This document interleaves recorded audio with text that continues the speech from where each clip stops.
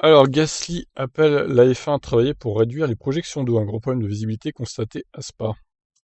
Si la course de Spa n'a pu se dérouler comme prévu dimanche dernier, c'est en premier lieu à cause du manque de visibilité terrible qui affectait tous les pilotes en piste, à l'exception de Verstappen. Sans parler du brouillard, les pilotes étaient aveuglés, surtout dans le peloton, par les sprays et autres jets d'eau qui annihilaient quasiment tout le champ de vision. Il faut dire que l'aérodynamisme des F1 modernes collés au sol ne facilite pas la vision générale, et leur poids conséquent, de même que leur vitesse, multiplie ces fameux jets d'eau.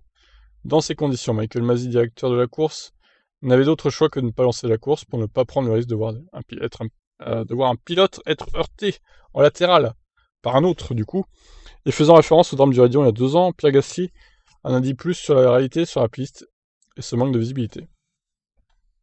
Le problème est que vous comptez toujours sur tous les gars devant vous pour rester sur la piste et aller à une vitesse similaire à la vôtre. Parce que si quelqu'un est arrêté et que vous arrivez à 200-250 km/h, la visibilité est d'environ 30 mètres. Une fois que tu vois la voiture à 250, il n'y a pas moyen de s'arrêter. On a vu assez quelque chose de terrible sur cette piste. Pour le pilote AlphaTauri, la situation de Spa a soulevé un véritable problème. Ces F1 modernes dégagent bien trop de spray. Comment améliorer la situation? Peut-être avec le règlement 2022? Bah peut-être du coup, ouais. Nous devrions nous efforcer de réduire les projections d'eau derrière les voitures parce que c'est la réalité. Quand je regardais la voiture médicale, elle roulait évidemment à une vitesse beaucoup plus faible, mais les jets d'eau étaient beaucoup moins importants que ceux de nos voitures. Mais c'est ça. Moi, je me disais, quand je voyais la voiture Medical Car rouler, en fait, ça va, quoi, hein.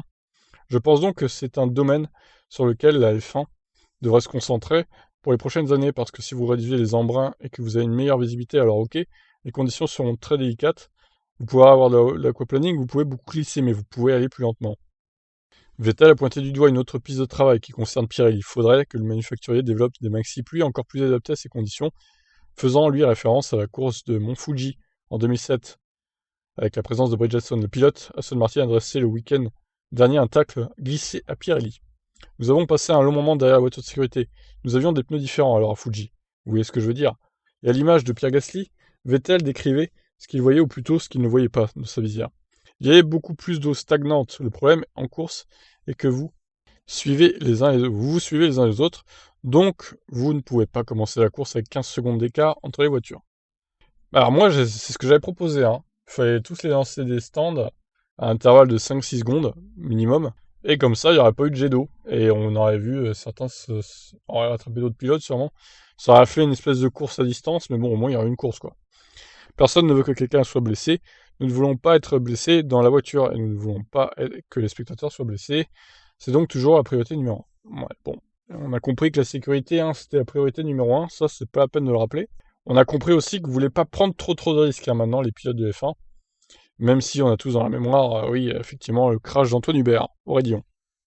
Mais bon, les circonstances n'étaient pas les mêmes non plus, quoi. Bref, voilà, hein, donc en espérant qu'ils arrivent à réduire les projections d'eau sur la prochaine génération de monoplace.